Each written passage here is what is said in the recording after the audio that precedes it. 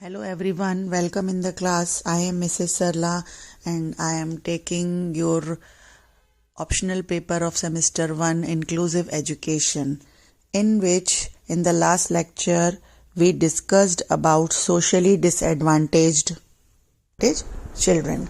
Now we see कि actual में जो इनको क्लासिफाई किया गया, इनका क्लासिफिकेशन किया गया, उसमें एससीज, एसटीज, बैकवर्ड चाइल्ड और वुमेन स्लम्स ही आए हैं. इनको एक एक करके थोड़ा सा डिस्कस कर लेते हैं.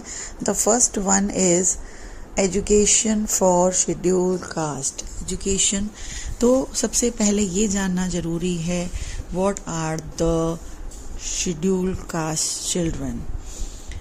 जो इनको हिंदी में अनुसूचित जाति कहा जाता है. ऐसे लोग जो हायर कास्ट के, हाई क्लास के जो लोग हैं, उनके द्वारा सामाजिक, आर्थिक, सांस्कृतिक भेदभाव के शिकार बने. इनको एक कहना चाहिए कि अस्पृश्य कहा जाता था. ब्रिटिश सरकार ने बाद में इन्हें डिप्रेस्ड क्लास शब्द का यूज़ करके इन्हें शोषित वर्ग कहा. परंतु 1931 में अंबेडकर जी ने जब सेकंड गोलमेज कॉन्फ्रेंस हुई, उसमें इनका नाम शोषित वर्ग से बदलकर अनुसूचित जाति रखने का प्रस्ताव रखा. क्योंकि जब ये सूची के अंदर आ गए तो इनको एक तरीके की सुरक्षा और अधिकार संविधान द्वारा प्राप्त हुए. तो जो सामाजिक और आर्थिक रूप से पिछड़ा वर्ग था, उनको कहीं ना कहीं सुरक्षा या अधिकार उपलब्ध कराए जाएं, इसलिए इनका नाम बदलकर 1935 में अनुसूचित जाति रखा. अब क्वेश्चन राइज होता है कि ये हैं कौन सी जातियां. The scheduled caste are those persons जो कि परंपरागत जाति व्यवस्था में सबसे लोअर स्टेप पर हैं, सबसे नीचे के पायदान पर हैं, सोपान पर हैं, हम कह सकते हैं. जो कि कहना चाहिए कि गंदगी, अपवित्र ऐसे मतलब काम करते हैं जो प्रदूषित होते हैं. और इनको मतलब इनके जो कनेक्ट किया जाता है हमेशा गंदगी के साथ, कि ये गंदगी साफ करने के लिए बने हैं, दूसरों के दास्ता स्वीकार करने के लिए बने. इनको बहुत से अलग अलग नाम दिए गए, शूद्र, दास, चंडाल, म्लेच्छ, अस्पृश्य, हरिजन. तो इस तरीके से ऊंची जाति के लोग इन पर दबाव बनाकर इनको दलित बना दिया उन लोगों ने, और इनसे काम निकलवाने के लिए उन्होंने कहा ये हमारे लिए खाली सेवा करने के लिए पैदा हुए हैं. अब इनकी बहुत सी ऐसी समस्याएं थी जिसके कारण ये हर क्षेत्र में पीछे रह गए. तो वो उनकी थी problem of untouchability, problem of pollution, lack of social contact, सामाजिक संपर्क का अभाव था. पूजा पाठ में भाग नहीं ले सकते, अच्छे स्कूलों में नहीं जा सकते, ऊंची जाति वालों के साथ बैठ नहीं सकते, उनके साथ खेल नहीं सकते, उनके साथ जो गाँव में सभाएं होती हैं उसमें पार्टिसिपेट नहीं कर सकते. Prohibition of use of public wells and ponds, सामाजिक जो सार्वजनिक कुएं बने थे, तालाब बने थे, उसको यूज नहीं कर सकते. और मंदिर में प्रवेश निषेध था, ये जा नहीं सकते थे, धार्मिक पूजा पाठ नहीं कर सकते थे. पके हुए खाने को इनको खाने की अनुमति नहीं थी कि इनको जो उन दूसरों के द्वारा दिया गया बचा कुचा भोजन खाना था. ऐसे ही इसी वजह से दूसरों पर डिपेंड रहते थे. प्रॉब्लम कॉज्ड बाय पावर्टी, जो बहुत सी गरीबी से संबंधित समस्याएं थी कि उनको मकान नहीं, मटेरियल डिप्राइवेशन था, लैक ऑफ लैंड, उनको भूमि नहीं दी गई कि वो रहें अपना, बस दूसरों की भूमि पर खेती कर सकते थे, मजदूर बन के काम कर सकते थे. इसी वजह से एजुकेशनली ये बैकवर्ड होते गए. कहीं ना कहीं इंडेप्टनेस और बॉन्डेड लेबर में बंधुआ मजदूर बना दिया गया. हमेशा ऋण से ग्रस्त रहते थे. इनको एक तरीके से इनको बहुत सा अत्याचार सहना पड़ता था. तो ये शेड्यूल कास्ट की उस समय की स्थिति थी. तो इनको एजुकेशन के लिए क्या क्या गवर्नमेंट द्वारा राइट्स दिए गए, वो जो प्रोविज़न दिए गए, उस पर डिस्कस करते हैं हम. ये तो मैंने बताया कि एक्चुअली में वो हैं क्या और उनकी प्रॉब्लम्स क्या हैं. प्रोविज़न में जो आ जाता है सबसे first, incentives to indigent families to send their children to school regularly till they reach the age of 14. हमें उनके पेरेंट्स को, उनकी फैमिलीज़ को इस तरीके से प्रोत्साहित करना है, मोटिवेट करना है कि कम से कम 14 साल की आयु तक वो रेगुलरली स्कूल जाएं और शिक्षा ग्रहण कर सकें। तो ये जो घर से लेकर काम है वे पेरेंट्स ही कर सकते हैं स्कूल पहुंचाने तक का। उसके बाद जो ड्यूटी या सेवा शुरू होती है वो स्कूल की होती है। Provide pre matric scholarship. Pre matric scholarship इनको समय समय पे प्रोवाइड करानी चाहिए, जिसके लिए उनको भी अवेयर होना ज़रूरी है कि किस तरह से क्या प्रिपरेशन करनी है जिससे उनको प्री मैट्रिक स्कॉलरशिप मिले, तो कहीं पर भी वो गरीबी के कारण, पैसे के कारण शिक्षा से वंचित न रह पाए। Recruitment of teachers from schedule caste.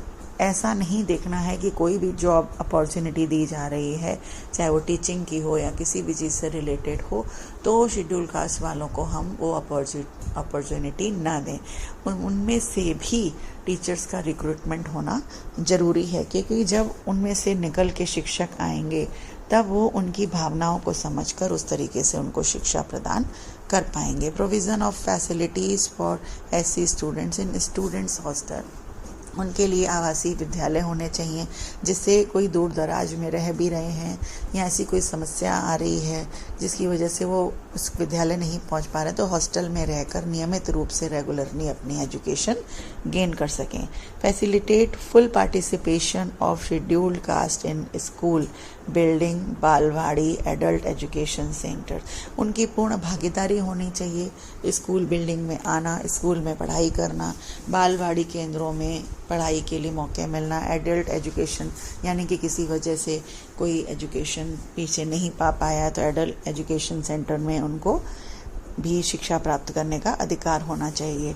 To provide free uniform. उनको फ्री यूनिफॉर्म्स दी जानी चाहिए, जिससे कहीं पर भी वो किसी भी कारणवश अगर वो यूनिफॉर्म नहीं खरीद पा रहे हैं तो स्कूल की से वंचित न रह पाएँ या शिक्षा से वंचित न रह पाएँ। Abolishing of tuition fee. Tuition fee को हटाकर उनको फ्री एजुकेशन देनी चाहिए। Free text books distribution. Bag है, टेक्स्ट बुक्स है, मटेरियल है, कोई भी स्टडी रिलेटेड मटेरियल, सारा कुछ इनको फ्री प्रोवाइड कराना चाहिए। Identification of school education zones, SEZs जिसको बोलते हैं, to promote quality education in the specific area. In specific area में क्वालिटी एजुकेशन को प्रमोशन के लिए स्पेशल एजुकेशन जोन्स, अलग अलग ऐसे जोन्स बनाए जाएं जहां पर ये शिक्षा प्राप्त कर सकें। Reservation of seats in higher education institutions including technical institute हों, हायर एजुकेशन के कोई भी इंस्टीट्यूट्स हों, कोई भी उच्च शिक्षा संस्थान हो, इनके लिए कहीं ना कहीं पर हमें सीट्स का रिजर्वेशन रखना चाहिए। चाहे वो आगे जाके फिर इनके लिए जॉब्स के लिए भी सीट्स का रिजर्वेशन स्टार्ट कर दिया गया, तो 3% इनको रिजर्वेशन दिया गया। Awareness and literacy camps and promotion of education among them. जागरूकता के कैंप, अभियान, इनको साक्षरता के जो कैंप और अभियान है ये समय समय पर चलाए जाने चाहिए, जो कि गवर्नमेंट द्वारा हमारे चलाए भी गए हैं कई बार। कहते हैं सर्व शिक्षा अभियान है और जन जन शिक्षा है और जनसंख्या शिक्षा, इस तरह के बहुत से अभियान चलाए गए हैं। राष्ट्रीय साक्षरता मिशन है। तो इस तरीके से अगर वो समय समय पर अवेयर होंगे अपनी शिक्षा के प्रति, अपने प्रति, तो उनके लिए हमारे इंडियन कॉन्स्टिट्यूशन में बहुत से अधिकार प्राप्त इनको प्रदान किए गए हैं। Now we see about scheduled tribes. Scheduled tribal children are those जो कि हमारे समाज की जाति व्यवस्था से बाहर हैं। ऐसे पर्सन्स मोस्टली हमें मिलते हैं माउंटेन्स, जंगल्स, आइलैंड्स, जो मरुस्थलीय मैदान होते हैं, स्थान होते हैं, प्लेट्यूज होते हैं, तटीय गांव होते हैं, पहाड़ हैं, टापू हैं, ऐसी जगहों पे इनकी अपनी ही इनके अपने ऑर्गेनाइजेशंस होते हैं, सोशल ऑर्गेनाइजेशन, इनका अपना कल्चर होता है।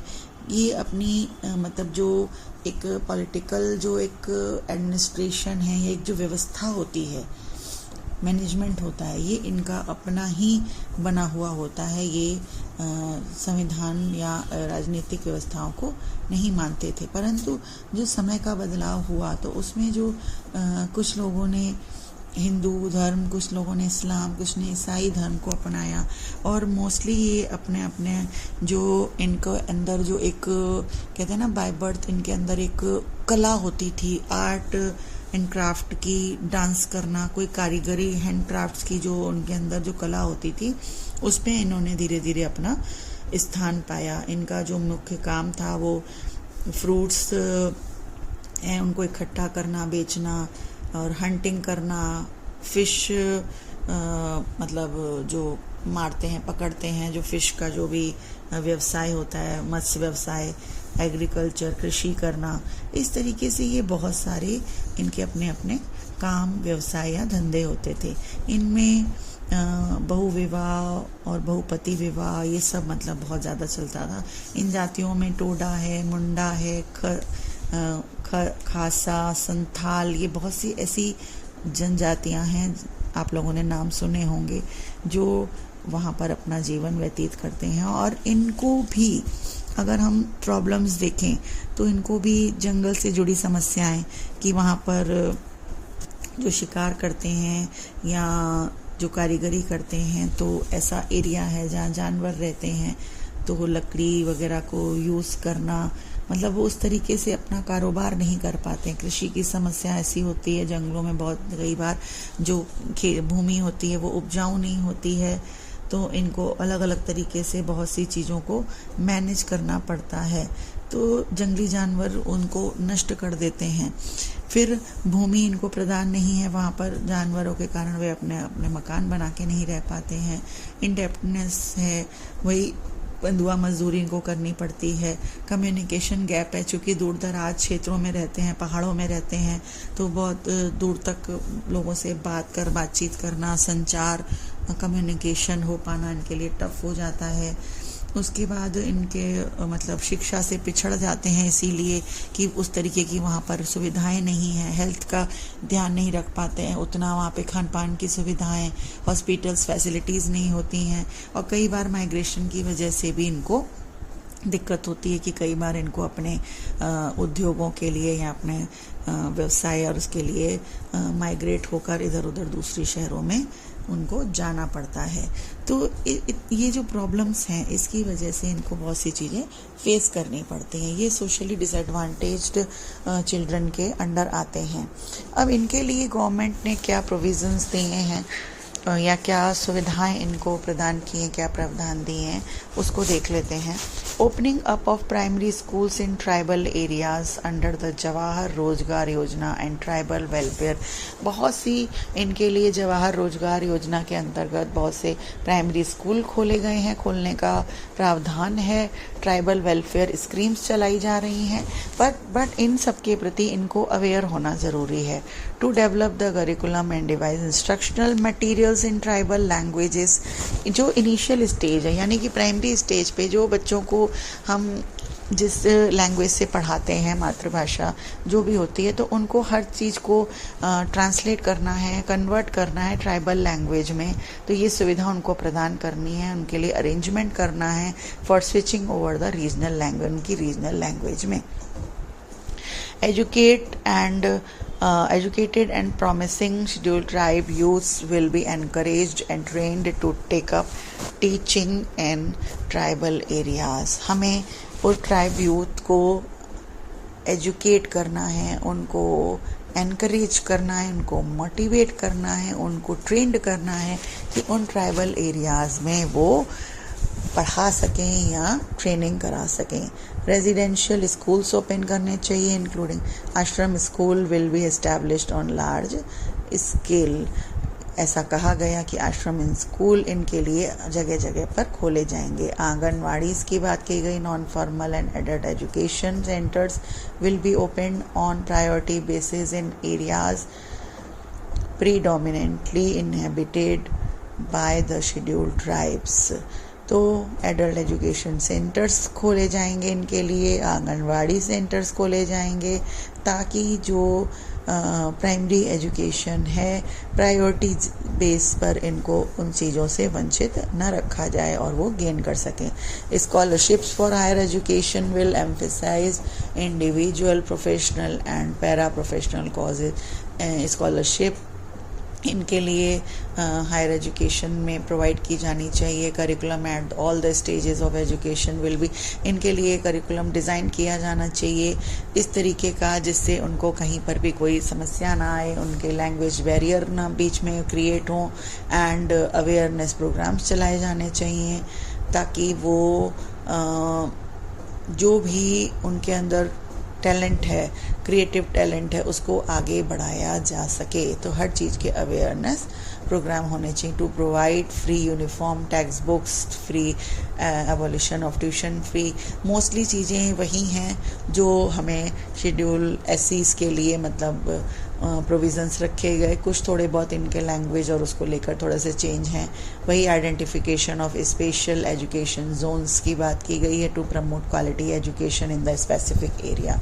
सो these are the provisions for scheduled tribal children.